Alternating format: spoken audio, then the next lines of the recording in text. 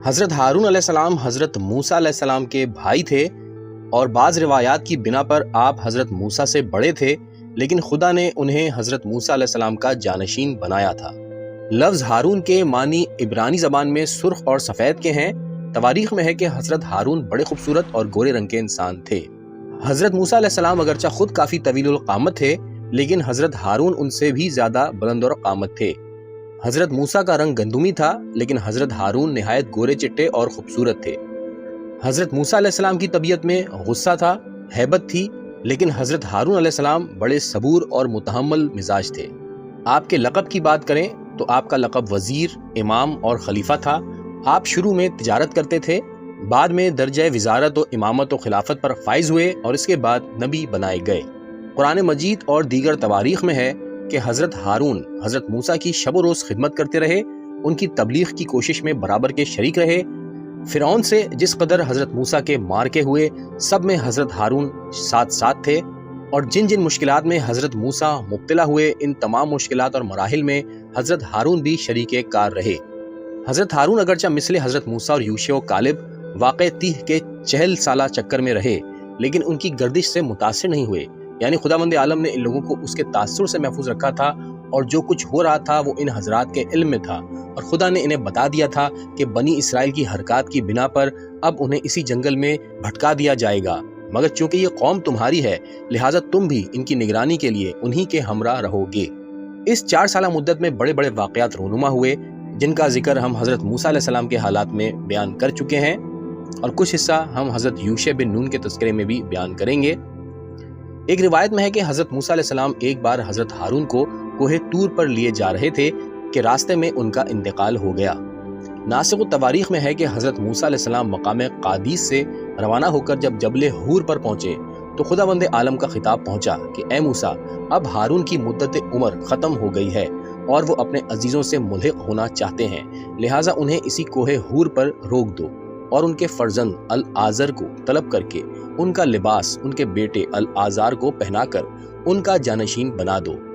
حضرت موسیٰ اسی تیہ میں تھے کہ پہاڑ کی بلندی پر ایک درخت نمودار ہوا جس میں 2 عمدہ قسم کے جامے لٹکے ہوئے تھے۔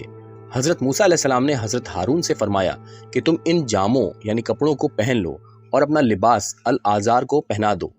حضرت ہارون نے اس پر عمل کیا اور العازر کو اپنا جانشین بنا دیا۔ اس کے بعد ایک بہترین قسم کا محل نمودار ہوا۔ جب اس میں داخل ہوئے تو ایک بہترین تخت نمودار ہوا۔ حضرت ہارون اس پر لیٹ گئے اور ان کی روح قبض ہو گئی۔ تاریخ یعقوبی میں ہے کہ حضرت موسیٰ وادی سینا میں تھے کہ حکم خداوندی پہنچا کہ میں ہارون کی روح قبض کرنا چاہتا ہوں، لہٰذا تم انہیں پہاڑ کی بلندی پر لے آؤ تاکہ میرے فرشتے روح قبض کریں۔ حضرت موسیٰ انہیں لے آئے۔ جب بنی اسرائیل کو حضرت ہارون کی وفات کی اطلاع ملی تو وہ حضرت موسیٰ پر بہت برہم ہوئے اور ان پر الزام لگایا کہ تم نے انہیں اسی بنا پر قتل کر دیا ہے کہ ہم انہیں بہت چاہتے تھے۔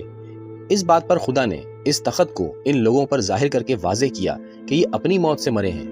کتاب روضۃ الصفا میں ہے کہ انتقال کے وقت حضرت ہارون کے پاس ان کے فرزند شبر اور شبیر موجود تھے۔ حضرت ہارون کی عمر 123 سال کی تھی۔ بھائی کا غم جدائی بھائی کے لیے نہایت روح فرسا اور تکلیف دہ ہوتا ہے۔ حضرت ہارون کے انتقال پر حضرت موسیٰ کا جو تاثر تاریخ میں ملتا ہے، اس سے غم برادر کی اہمیت کا اندازہ لگایا جا سکتا ہے۔ مورخین لکھتے ہیں کہ حضرت موسیٰ حضرت ہارون کو اگرچہ حکم خدا سے اپنے ہمراہ مقام انتقال پر لے گئے تھے اور انتقال بھی ان کی نظروں کے سامنے ہوا تھا اور حسین انداز میں ہوا تھا، پھر بھی بھائی کی جدائی کا غم حضرت موسیٰ میں اس درجہ تھا کہ وہ روئے پیٹے، انہوں نے اپنا گریبان پھاڑ ڈالا۔ مورخین کا یہ بھی بیان ہے کہ وفات حضرت ہارون پر پہلے تو بنی اسرائیل حضرت موسیٰ سے ناراض ہوئے اور ان پر الزام لگایا کہ انہوں نے ہارون کو پہاڑ کے دامن میں لے جا کر قتل کر دیا ہے، لیکن جب خداوند عالم نے ان پر واضح کر دیا کہ ہارون اپنی ہی موت سے فوت ہوئے ہیں، تب ان کو یقین ہوا کہ حضرت موسیٰ نے انہیں قتل نہیں کیا ہے، تو وہ متفقہ طور پر حضرت ہارون کا غم منانے کی طرف متوجہ ہوئے، اور پھر بنی اسرائیل نے کوہ حور کے دامن میں 30 دن تک حضرت ہارون کا ماتم کیا۔ حضرت ہارون کی قبر وادی سین میں کوہ شویک پر واقع ہے۔ ایک اور روایت کے مطابق حضرت علی علیہ السلام سے مروی ہے کہ انتقال کے بعد حضرت ہارون کو ملائکہ اٹھا لے گئے اور انہیں کسی ایسی جگہ دفن کر دیا کہ ان کی قبر کسی کو معلوم نہ ہو سکی۔ ایک اور روایت میں ہے کہ وفات ہارون کے بعد حضرت موسیٰ نے خدا سے دعا کی کہ بار الہا میرے بھائی کو بخش دے۔ جواب ملا کہ اے موسیٰ، اگر تمام گزرے ہوئے لوگوں اور آنے والوں کی مغفرت کے لیے دعا کرو تو سب کو بخش دوں گا، لیکن حسین بن علی کے قتل کرنے والوں کو ہرگز نہ بخشوں گا۔ حضرت ہارون کی اولاد کے بارے میں مختلف روایات ملتی ہیں۔ تاریخ یعقوبی میں ہے کہ ان کے 4 فرزند تھے، 2 فرزندوں کا حضرت ہارون کی زندگی میں ہی انتقال ہو گیا تھا اور 2 باقی تھے۔ ان کے فرزندوں کے نام یہ ہیں: الیازر، الیہود، نادب، اتمیر۔ علامہ مجلسی اور مورخ حروی نے شبر و شبیر بھی تحریر کیا ہے۔ ہو سکتا ہے کہ انہی 4 فرزندوں میں کے 2 بیٹوں کے 2 نام رہے ہوں، اور یہ بھی ممکن ہے کہ ان چاروں کے علاوہ یہ 2 بیٹے بھی رہے ہوں، اور اس کا یہ بھی امکان ہے کہ صرف یہی 2 بیٹے شبر و شبیر ہی ہوں۔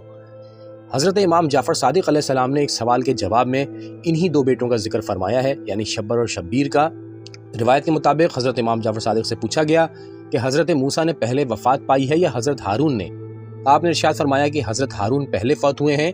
پھر پوچھا گیا کہ ان دونوں میں بڑا کون تھا؟ فرمایا کہ ہارون، اور پھر فرمایا کہ ہارون کے دونوں بیٹوں کا نام عبرانی زبان میں شبر اور شبیر تھا، جس کا عربی ترجمہ حسن اور حسین ہے۔ حضرت موسیٰ علیہ السلام نے حضرت ہارون کو اپنا خلیفہ بحکم خدا بنایا تھا۔ حضرت موسیٰ جب کہیں جاتے تھے تو حضرت ہارون کو اپنی جگہ امت کا ذمہ دار بنا کر جاتے تھے۔ اسی وجہ سے حضرت رسول کریم صلی اللہ علیہ وآلہ وسلم نے جنگ تبوک میں جاتے ہوئے حضرت علی کو جب اپنی جگہ پر امت کا ذمہ دار بنا کر روانگی اختیار فرمائی تھی تو حضرت علی نے دریافت کیا تھا کہ حضور مجھے یہاں کیوں چھوڑے جاتے ہیں؟ تو آپ نے ارشاد فرمایا تھا: اے علی، کیا تم اس پر راضی نہیں ہو کہ خدا نے تم کو مجھ سے وہی نسبت دی ہے جو ہارون کو موسیٰ سے تھی؟